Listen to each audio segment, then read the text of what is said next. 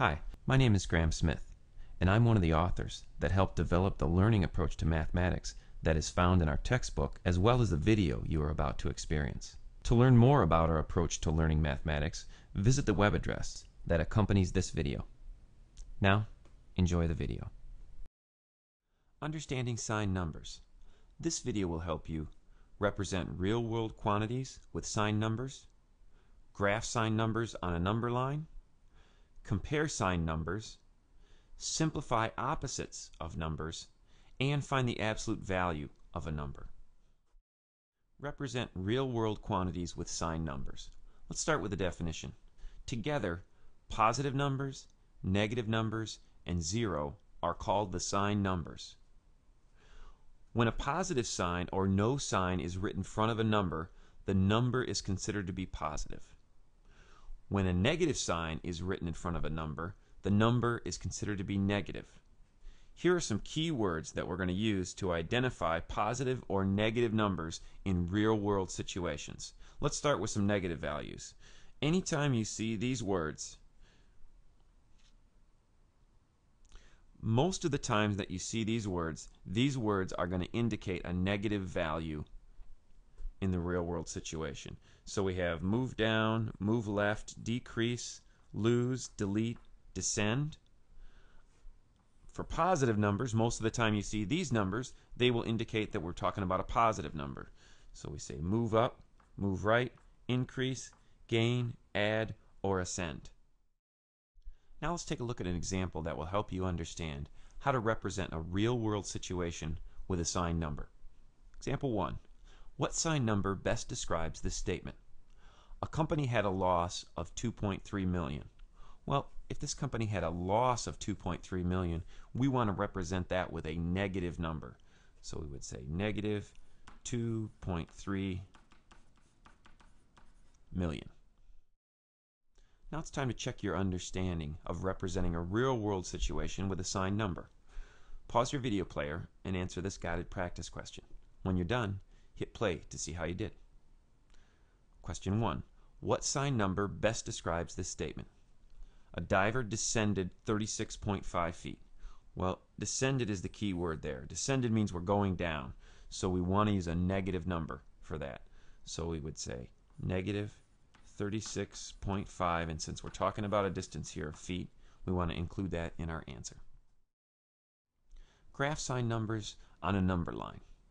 To graph negative numbers on a number line, we extend the number line to the left of 0. And so you can see here our 0. Now our number line that we're usually used to just goes to the right and has the positive numbers 1, 2, 3, 4, 5, and so on. So to create a number line with negative numbers, we just extend it to the left now, and we list the negative numbers, starting with negative 1, negative 2, negative 3, moving to the left. Now, one other thing to note here is that 0 is neither positive or negative. You can think of 0 as being right in the middle, right in between the positives and negatives, so it is neither positive nor negative. Now let's take a look at an example that will help you understand how to graph positive and negative numbers on the number line. Example 2. Graph these numbers on the number line. Well, let's start by identifying 0 on our number line. I'll put that here right in the center. And now let's go ahead and finish our number line. So we have 1, 2, 3, 4, 5, 6, 7, 8 in the positive direction. 1, 2, 3, 4, 5, 6, 7, 8 in the negative direction. That will cover all the numbers here, the range of numbers I have to graph. Now let's start with 3. So positive 3, so I would move over 1, 2, 3, and I would place a dot. And since that falls right on the number 3, I don't have to label it. Negative 2. Starting from 0, I would count 2 to the left. 1, 2, place a dot. And since that falls right on one of our tick marks, I don't have to put a label on that. Now 1.5, I will have to label. So that's halfway between 1 and 2. So it's going to be right there. And now I would want to label that 1.5. And then finally 4.5. So I would count over 4.5. That's right between 4 and 5. So I'd say 1, 2, 3, 4. There's 5. There's halfway in between. So I place a dot. And there's 4.5. Now it's time to check your understanding of graphing signed numbers on the number line. Pause your video player and answer this guided practice question. When you're done, hit play to see how you did. Question 2. Graph these numbers on the number line. Looks like our range goes from negative 2.5 up to 5. So let's see, here's 0. So I want to make sure I get to 5, so I'll say 1, 2, 3, 4, 5, go out to 6. Do the same thing on the other side, on the negative side. 1, 2, 3, 4, 5, 6. All right, now let's start. So we're going to graph 2 as our first point, so that's positive 2. So I would come over here to the right of 0. There's positive 2. Negative 2.5, so I would go 1, 2, and then halfway between negative 2 and negative 3. Right there would be negative 2.5, and I'll label that since it doesn't fall on one of our tick marks. The next number to graph is 5, so in the positive direction, 1, 2, 3, 4, 5. Place a dot right there at 5. And then 1.5. So 1.5, there's my dot, and it doesn't fall on a tick mark, so I would label that. Compare signed numbers. Visualizing a number line is a good way to understand the relative size of a signed number.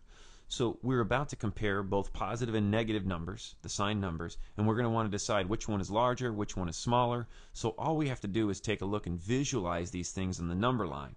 Numbers to the right are always going to be larger than any number to the left. And that simple rule will guide us in comparing signed numbers. Now let's take a look at some examples that will help you understand how to compare signed numbers. Example 3. Insert the less than or greater than symbol to make a true statement. Let's take a look. Here are our two numbers. We have a negative 15 and a negative 17, and we want to make sure we get the right symbol in here to make a true statement. So if we visualize on the number line where negative 15 and negative 17 are, this would be negative 15. And let's say here's negative 17. Notice negative 15 is to the right, negative 17 is to the left. That means negative 15 is going to be larger than negative 17. So I want to use the greater than symbol to make that a true statement. Example 4. Insert the less than or greater than symbol to make a true statement. Well, we're comparing 0 and negative 11. And if I looked on my number line here, if I was visualizing this, here would be 0, here would be negative 11. So 0 is to the right, which means 0 is greater than negative 11. So I would need the greater than symbol. Now it's time to check your understanding of comparing signed numbers. Pause your video player and answer these guided practice questions. When you're done, hit play to see how you did. Question 3. Insert the less than or greater than symbol to make a true statement. Well, negative 25 and negative 134. So if we visualize a number line, let's say there would be negative 125, way over here would be negative 134. So negative 134 is quite a bit smaller than negative 25, so we would need a greater than symbol to make this comparison. Question 4. Insert our less than or greater than symbol to make a true statement. Well, let's see. We have negative 63 and negative 10. If we looked at our number line, there's negative 10. Here's negative 63. Negative 63 is to the left, so that's smaller, and negative 10 is to the right, so that's bigger. So we would need our less than symbol to make that comparison. Simplify opposites of numbers. Let's start with a definition. Two numbers that are the same distance from 0 on a number line, but are on opposite sides of 0, are called opposites. For example, positive 3 and negative 3 are opposites. And if we take a look at our number line here, here's 0. Notice that negative 3 is 3 units to the left of 0. Positive 3 is 3 units to the right of 0. Since these numbers are the same distance from 0 but on opposite sides of zeros, negative 3 and positive 3 are opposites.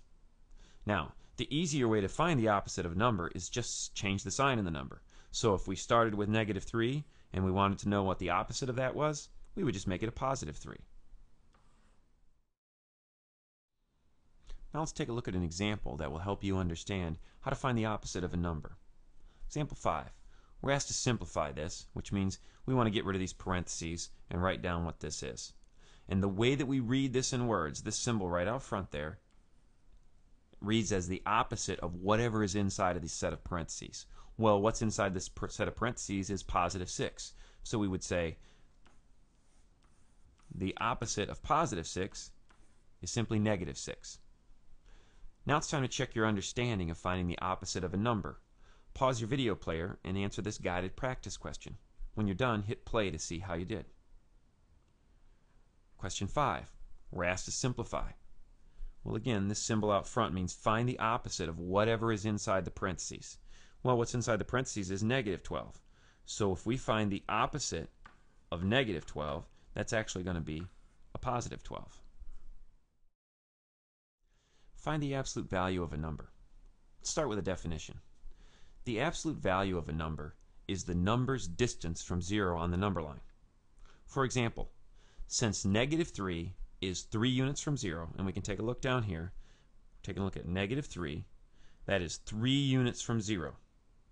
So therefore, the absolute value of negative 3, and this is how the notation we use for absolute value, those straight bars on each side of that negative 3 indicates that we want to find the absolute value of negative 3 is positive 3, since negative 3 was 3 units from 0. Now, since the absolute value is a measure of distance, a distance can never be negative, so the answer to our absolute value problems will never be negative. Now let's take a look at some examples that will help you understand how to find the absolute value of a number and also the absolute value of a number involved with opposites. Example 6. Evaluate this expression.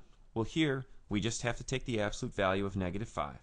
And so when we take the absolute value of negative 5, we're asking how far is negative 5 from 0? Well, that's 5 units. So the answer to the absolute value of negative 5 is just positive 5. Example 7.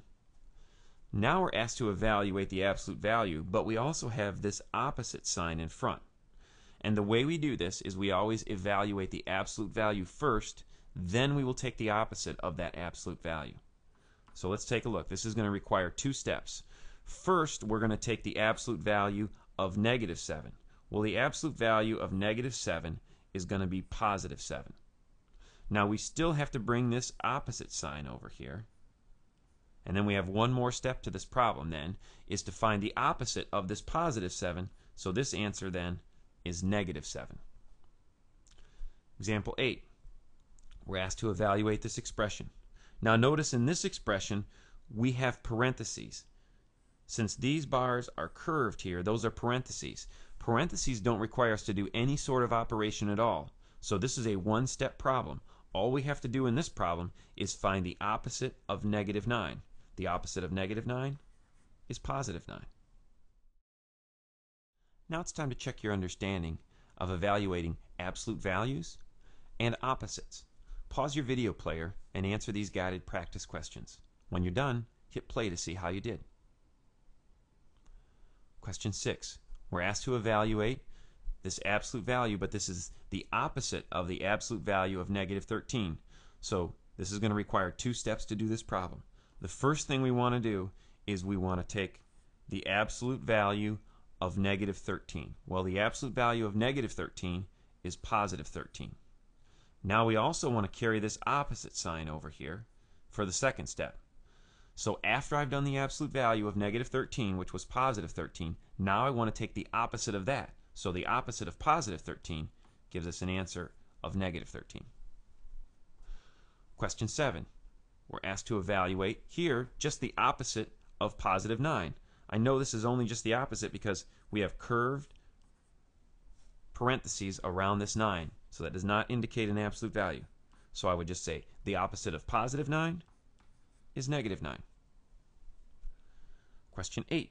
We're asked to evaluate this expression. Now again we have the absolute value here. So we will take the absolute value first, then deal with that opposite sign. So let's see.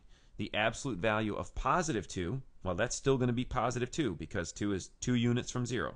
So the absolute value of positive 2 is still positive 2, but now I want to bring this opposite sign over, and now I want to take the opposite of positive 2, which will give us negative 2. If you found this video helpful, I encourage you to check out our other videos that we have on YouTube, or visit the web address that accompanies this video to learn more about our approach to learning mathematics.